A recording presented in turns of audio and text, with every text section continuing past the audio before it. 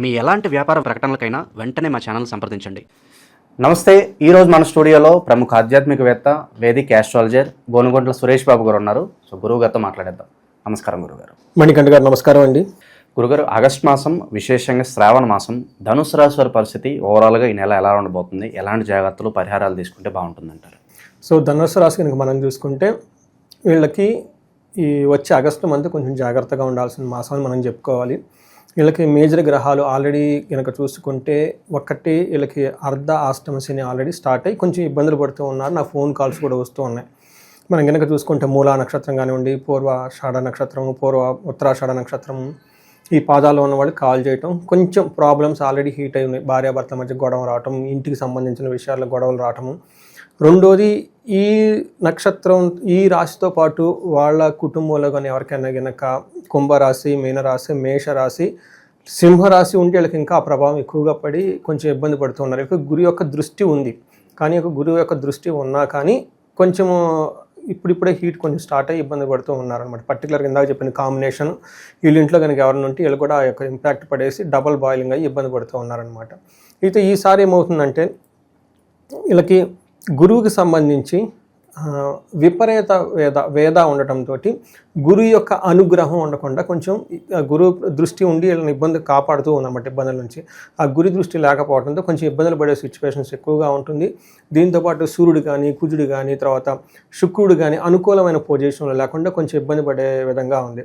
ఈ ధనుసు రాశి వాళ్ళు కొంచెం జాగ్రత్తగా ఉండాలి ఈ ఆగస్టు మంత్. అందుకని చెప్పేసి వీళ్ళు ఆధ్యాత్మికంగా మనం ఇందాక చెప్పుకున్న పండుగలన్నీ చక్కగా సెలబ్రేట్ చేసుకోవటం, ఇంట్లో అందరూ కలిసి పండగలు, నోములు, వ్రతాలు చేసుకోవటం, వీళ్ళకి ముత్తైదువులు పిలవటం, వాళ్ళకి గాజులు పెట్టడం, సారె పెట్టడం, లేదంటే మనకు సుహాసిని పూజ అంటారు, చిన్న చిన్న పిల్లలను పిలవటం, ఒక పండగ వాతావరణం వీళ్ళ ప్లాన్డ్గా కనుక చేసుకుంటూ ఉంటే ఆ నెగిటివ్ ఎనర్జీ వీళ్ళ మీద రాకుండా వీళ్ళకి ఇబ్బందులు పెట్టకుండా ఉండే అవకాశం ఎక్కువగా ఉంటుంది.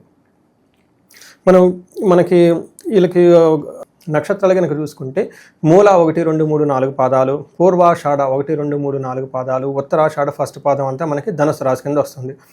పేరు బలం కనుక మనం చూసుకుంటే వీళ్ళకి ఏ, యో, బా, బి, భో, దా, భే అనే అక్షరాలంతా కూడాను మనకి ధనుసు రాశిలో ఉంటారు.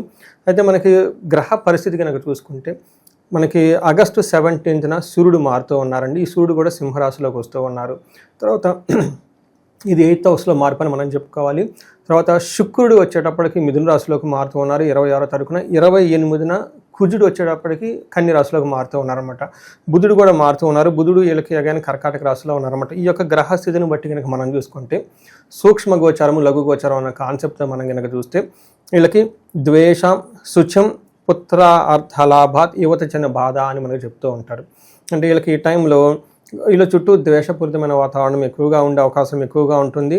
కొంచెం బాధ కలిగించే సంఘటనలు ఎక్కువగా ఉంటూ యువత జన బాధ, వీళ్ళకి ఒక స్త్రీ నుంచి లేదంటే ఒక యంగ్ లేడీ నుంచి వీళ్ళకి ఇబ్బందులు వచ్చే అవకాశం ఎక్కువగా ఉంటుంది. అదే లేడీస్ అనుకోండి, ఒక యంగ్ బాయ్ ద్వారా వీళ్ళకి ఇబ్బందులు వచ్చే అవకాశం ఎక్కువగా ఉంటుంది. లాస్ట్ టైం నాకు ఇదే కాంబినేషన్తో ఉన్న వాళ్ళు ఒక లేడీ ఫోన్ చేశారు. అంటే వేరే రాశికి ఇలాంటి సిచ్యువేషన్స్ వచ్చినప్పుడు వాళ్ళు ఏం చెప్పారంటే వీళ్ళేమే కొంచెం ఏజ్డ్, వాళ్ళ కొడుకు వయసు ఉన్నంత వాళ్ళతో కొడుకు అన్న ఒక చనువుతో కొంచెం మంచి చెడు చెప్పబోయింది.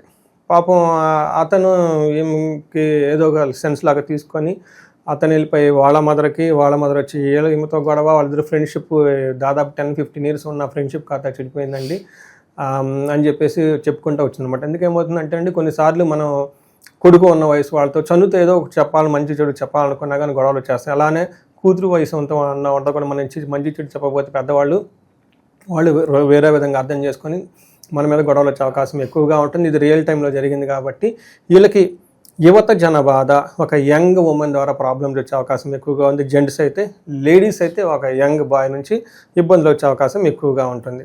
మన కనుక సూర్యుడు వీళ్ళకి 9వ ఇంట్లో అండి, 3వ ఇంట్లో చూడాలి మిక్స్డ్ రిజల్ట్ అని మనం చెప్పుకోవాలి. అంటే ఏమవుతుంది, నిందాపరాధ కలహం, నిర్దోషచ్చ, ధనక్షయం, పుణ్యలాభార్థ నాశనాచ, విచార నవమస్తే రవి అని చెప్తూ ఉంటారు.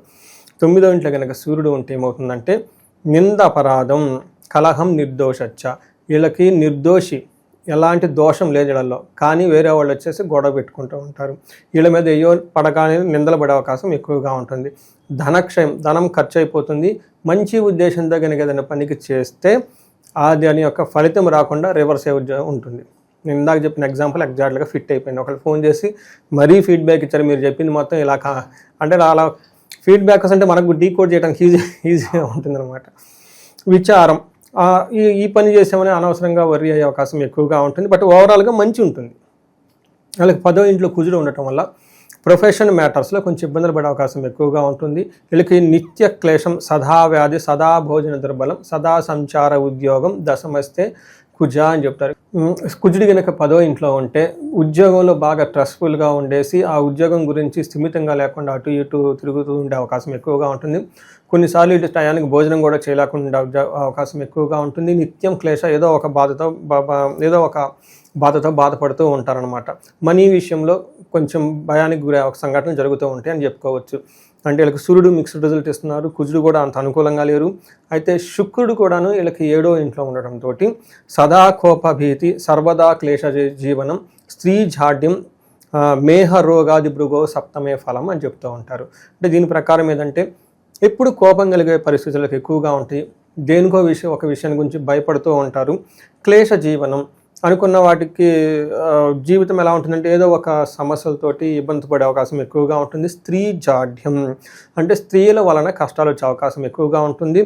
స్త్రీలతో భేదాభిప్రాయాలు వచ్చే అవకాశం ఎక్కువగా ఉంటుంది. ఎవరు? పురుషులకైతే.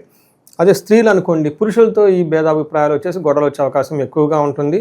అయితే ఒక విషయంలో చాలా అనుకూలంగా ఉంటుంది. లవ్, రొమాన్స్, ప్లేజర్స్ ఇలాంటి విషయాలు కానీ బాగుంటుందని మనం చెప్పుకోవచ్చు అనమాట. ఈ ప్రకారంగా చూసుకుంటే కొంచెం ఈ ధనుసు రాశి వాళ్ళు కొంచెం జాగ్రత్తగా ఉండాలి. ఎక్కువగా ఇంటర్పర్సనల్ స్కిల్స్లో వీటిలో కొంచెం పేషెన్స్గా ఏదైనా ఉన్నా కానీ మంది కాదు, చూసి చూడనట్టు ఉంటారు చూడండి, చూసి చూడనట్టు అట్లా వదిలిపెట్టుకొని ఫ్రీగా ఉండండి. ఏదైనా జరిగినా కానీ ఎక్కువగా మనసులో పెట్టుకొని బాధపడకుండా పండగలు చక్కగా సెలబ్రేషన్స్, ఆగస్ట్ మంత్లో హాలిడేస్ ఉన్నాయి పిల్లలకి, చక్కగా ఎంజాయ్ చేయాలని చెప్పేసి మనం కోరుకుందామండి. గురుగారిగా ఈ రాశిలో ఏ నక్షత్రాలు ఉంటారో స్పెసిఫిక్గా వాళ్ళకి ఎలా ఉండబోతుంది?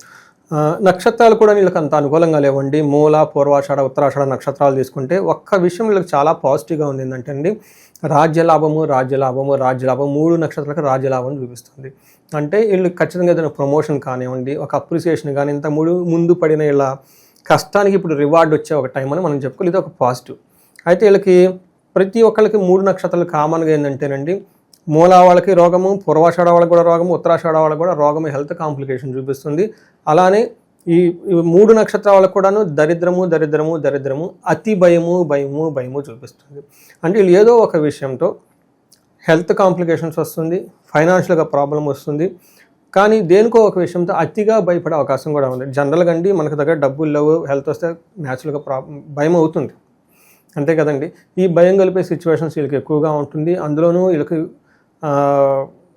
మనకి ఏం చెప్తారంటే కొంచెము శని యొక్క ప్రభావం కానీ, గురువు యొక్క ప్రభావం వీళ్ళతో అనుకూలంగా లేకపోవడంతో కొంచెం జాగ్రత్తగా ఉండాల్సిన టైము అని ఒక 2 స్టెప్పులు వెనక్కి తీసుకొని చక్కగా ఆధ్యాత్మికంగా మెడిటేషన్ చేస్తూ, తర్వాత ఏమంటారు పుణ్యక్షేత్రాలు తిరుగుతూ ఆధ్యాత్మిక చింతనతో ఎక్కువగా ఉంటే ఈ యొక్క టైం పోయిన తర్వాత ఆటోమేటిక్గా వీళ్ళకి మంచి డోసులు వచ్చిన తర్వాత అన్నీ చక్కగా చేసుకోవచ్చు.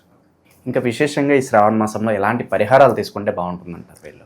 సో వీళ్ళకి పూర్వాషాఢ, ఉత్తరాషాఢ నక్షత్రాలు వాళ్ళకి గాయాలయ్యే అవకాశం ఎక్కువగా ఉంటుంది. చెస్ట్ రిలేటెడ్ పెయిన్స్ వచ్చే అవకాశం ఎక్కువగా ఉంటుంది. మీరు పరిహారాలు కనుక చూసుకుంటే మన ఇద్దరు కాంబినేషన్లో వీళ్ళకి అర్ధాష్టమ శని గురించి కుంభరాశి, ధనుసు రాశి వాళ్ళకి చాలా డిస్కస్ చేసుకున్నాం అనమాట. ఆ వీడియో కంపల్సరీ చూడాలి. ఎందుకంటే చాలామంది పాపం వాళ్ళకి ఈ విషయం తెలియదు. వాళ్ళకి అర్ధాష్టమ శని నడుస్తుందని జడవక భయపడిపోయేసి ఏదో జరుగుతుందని ఫోన్లు చేసేస్తుంటారు.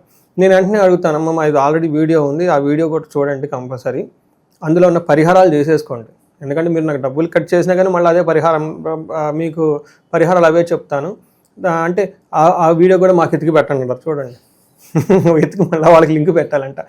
చేయనమ్మా అందులో ఉంది చూసుకోండి అని చెప్తూ ఉంటాను. అందుకని చెప్పేసి ఆ వీడియో కంపల్సరీ చూడండి, చక్కగా అందులో పరిహారాలు వివరించడం జరిగింది. అయితే ఈ మాసానికి వచ్చేటప్పుడు కనుక మనం చూసుకుంటే వీళ్ళకి ఏ గ్రహాలు అనుకూలంగా లేకపోతే నవగ్రహ స్తోత్రం చదువుకోవటం, నవగ్రహాల చుట్టూ ప్రదక్షిణాలు చేయటం, ఇక 4 వారాలు కనుక చేస్తే చాలా బాగుంటుంది. ఈ రాశి వాళ్ళు ఫైనాన్షియల్ ప్రాబ్లమ్స్ కనుక ఎవరైనా కనుక బాధపడకూడదని మనం కోరుకున్నాం. ఇన్ కేసు మనకి బాధపడుతూ ఉంటే ఆగస్టు మనకి 21, 22 ఒక విశేషంగా ఒక కార్యక్రమం చేయటం తలపెట్టామండి. ఒకటి కుబేర పాశుపత అభిషేకం. ఇది పార్థివ శివలింగం అంటారు. అంటే పుట్టమట్టితో శివలింగాన్ని తయారు చేసి ఇది సామూహికంగా అరేంజ్ చేస్తూ ఉన్నాం. అందరూ ఓపెన్ ఫర్ ఎవ్రీబడి అండి. వాళ్ళు వచ్చేసి చక్కగా పార్టిసిపేట్ చేయొచ్చు. వాళ్ళ స్వహస్తాలతో నెయ్యితో కుబేరునికి శివలింగానికి అభిషేకం చేసి చక్కగా కుబేరుని యొక్క కృప వల్ల ధనం వాళ్ళ ఇంట్లో స్థిరంగా ఉండే అవకాశం ఉంటుంది.